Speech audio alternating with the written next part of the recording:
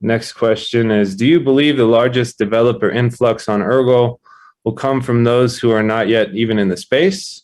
I can't help but think that Facebook didn't need Friendster or MySpace users to succeed. Yeah, I would say that the future is definitely brighter than the past in this industry. I think that in terms of extended UTXO, we are very young.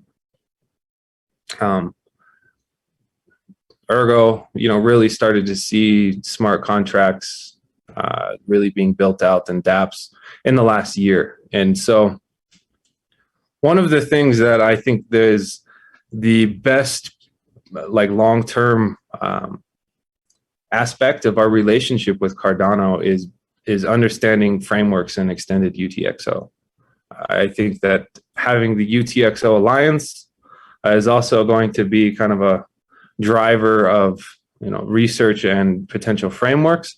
But I do think the larger developer influx is yet to occur. Now, what can we do to encourage that, let's say, influx or adoption? And a huge part of it breaks down to two things, okay? The first is going to be open educational frameworks, right?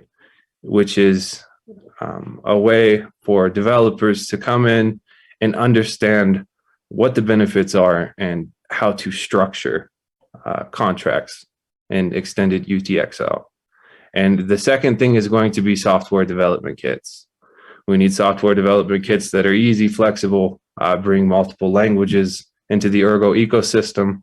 And those two things together are extremely powerful. I've said in one of these previous AMAs that, the people that are really going to build the most value on Ergo are the developers. They're going to be able to answer the question, what does Ergo do? Or what can I do on this network? And the path to get there is the software development kit. We need to make something that's easy to use, brings a lot of tools, that is easy for developers to work with, and then have the tutorials, documentation, and educational frameworks to give them a path to market to where if they're trying to build something new or complex, they can take all of the work, time, and energy from other developers that have built open source frameworks and pull that into their knowledge base. The barrier of entry in extended UTXO needs to drop. And that's not something that happens overnight. That's going to probably be a multi-year process because extended UTXO is new. So, as it's growing in terms of its use case, its adoption, new frameworks, you also have kind of a lagging energy that happens in parallel where it's, software development tools and frameworks and getting, let's say, the cutting edge to the average developer.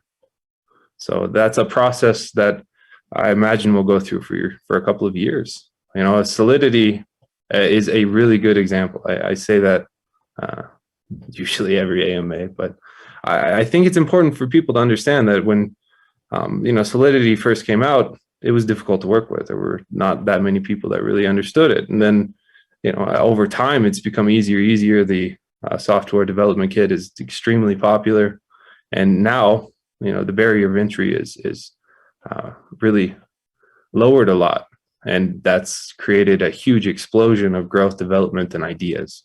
And ultimately, those ideas are going to give birth to frameworks that are going to deliver value. So long term, that's a huge goal.